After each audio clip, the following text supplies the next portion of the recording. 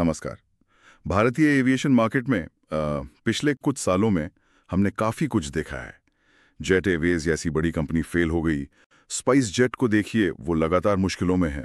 लेकिन एक एयरलाइन है इंडिगो, जो बस ऊपर ही ऊपर जाती जा रही है। हाँ बिल्कुल, ये काफ़ी दिलचस्प पैटर्न है मार्केट में। और सोचिए, बिना कोई मुफ्त खाना, बिना लाउंज, कोई तामझाम नहीं, फिर भी आज भारत के घरेलू बाजार का 60% से ज्यादा हिस्सा इंडिगो के पास है।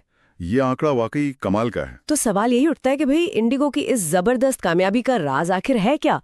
आज हम इसी पर थोड़ी गहराई से बात करेंगे, जो भी जानकारी हमें मिली है उसके आधार पर। बिल्कुल समझने की कोशिश करते हैं। तो इंडिगो ने शुरू किया 2006 में। हाँ। और उनका फंडा बड़ा सीधा था, जैसा उनके फाउंडर्स ने कहा भी, सिंपल रखो, प्रॉफिटेबल रखो। हाँ। और इसी एक लाइन ने मतलब उनकी पूरी स्ट्रैटेजी तय कर दी। सही। सुनने में तो ये सिंपल लगता है, पर किया कैसे उन्होंने?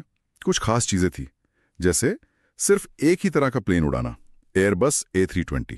हाँ, ये बहुत बड़ा फैक्टर था। और फ्लाइट में खाना नहीं देना, इससे प्लेन जल्दी वापस उड़ान भर पाता है ना? Faster turn around. बिल्कुल, टाइम बचता है। और तीसरा, पॉइंट टू पॉइंट फ्लाइट्स, मतलब दिल्ली से सीधे मुंबई, बीच में कोई हब नहीं। हाँ, जिससे डिले कम होते हैं। तो पूरा फोकस लग्जरी पर नहीं, बल्कि टाइम पर रहने और भरोसे पर था। और देखिए, ये एक टाइप का प्लेन वाली बात, ये सिर्फ ऊपर से सिंपल नहीं लगती, इसके पीछे बहुत फायदे थे। सोचिए, पायलट्स की ट्रेनिंग, क्रू की ट्रेनिंग, सब एक जैसी, सस्ती पड़ती है। अच्छा। और उससे भी बढ़कर मेंटेनेंस, स्पेयर पार्ट्स का मैनेजमेंट कितना आसान हो जाता है। हर प्लेन के लिए अलग इंजीनियर, अलग पार्ट्स का झंझट ही खत्म। सही बात है, ये मैंने सोचा नहीं था। और वो फास्टर टर्न अराउंड भी सिर्फ खाना हटाने से नहीं होता, पूरी ग्राउंड ऑपरेशन की टीम को एकदम तेजी से काम करना होता है। प्लेन जमीन पर जितनी कम देर खड़ा रहेगा, उतना ही एयरलाइन के लिए फायदेमंद है, क्योंकि खड़ा प्लेन पैसे नहीं कमाता। और ये सब भारतीय मार्केट के लिए एकदम सही बैठा। यहाँ ज्यादातर लोग क्या चाहते हैं? बस टाइम पर सेफली अपनी जगह पहुंच जाए, टिकट का दाम सही हो, तामझाम नहीं चाहिए। हाँ, ये बात तो है। इंडिगो ने बस इसी बात को पकड़ लिया। अच्छा, तो ये सिर्फ टिकट सस्ता करने का खेल नहीं था, ये पूरी मशीन को ही एफिशिएंट बनाने की बात थी। बिल्कुल। लेकिन फिर सवाल आता है कि जेट या स्पाइस जेट जैसी एयरलाइंस ये क्यों नहीं कर पाई? मतलब उनमें क्या अलग था? यहीं पर असली फर्क दिखता है। जेट एयरवेज को देखिए, उन्होंने चुना फुल सर्विस कैरियर का रास्ता। बिजनेस क्लास, बड़े बड़े लाउंज, फिर विदेशों में एकदम तेजी से एक्सपेंशन। हाँ, उनका नेटवर्क बड़ा था, लेकिन महंगा भी बहुत था। लागत बढ़ती गई और नतीजा, कर्ज का बोझ।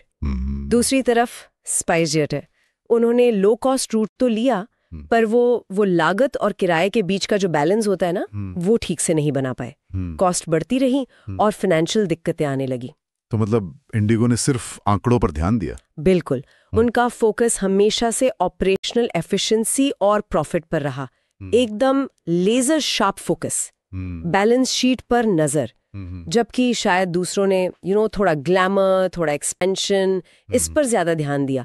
और एविएशन जैसा बिजनेस, जहां मार्जिन इतने कम होते हैं, वहां ये खतरनाक हो सकता है। हाँ, ये बिल्कुल साफ दिख रहा है। तो इंडिगो का जो मंत्र था, वो सिर्फ लो कॉस्ट नहीं, बल्कि फाइनेंशियल डिसिप्लिन भी था।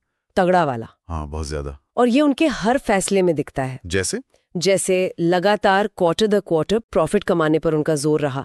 एविएशन में ये बहुत मुश्किल काम है, हम जानते हैं। हाँ, बिल्कुल। उन्होंने कभी भी कोई महंगा या गैर जरूरी अधिग्रहण नहीं किया, चाहे कितना भी लुभावना लगे। हमेशा नए फ्यूल एफिशिएंट प्लेन ऑर्डर किए, इससे लॉन्ग टर्म में कॉस्ट बचती है। अच्छा। और कोविड के टाइम भी देख लीजिए, जब सारी दुनिया की एयरलाइंस भारी नुकसान में थी, इंडिगो का नुकसान भी हुआ, लेकिन बाकियों से कम। और उन्होंने रिकवर भी सबसे तेजी से किया।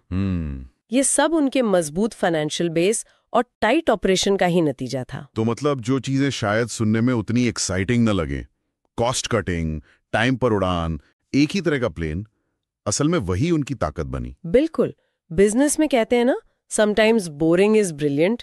एविएशन में चमक दमक शायद कुछ देर के लिए अच्छी लगे, पर कंपनी टिकती है अपनी अंदरूनी एफिशिएंसी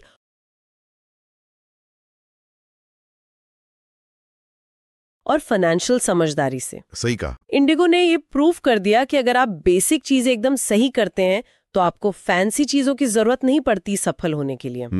तो निचोड़ यही है कि एविएशन में एफिशिएंसी हमेशा ग्लैमर पर भारी पड़ती है। जो काम कर रहा है उस पर टिके रहो, अपनी चादर से ज्यादा पैर मत फैलाओ और हर फैसले में पैसों का अनुशासन रखो। एकदम सही तरह से समझाया आपने। तो कुल मिलाकर इंडिगो की कहानी कोई शान और शौकत की नहीं, बल्कि सादगी, अनुशासन और लागत पर कड़ी नजर रखने की कहानी है। उन्होंने समझा कि भारतीय यात्री को क्या चाहिए और उसे देने का सबसे कारगर तरीका निकाल लिया। हाँ,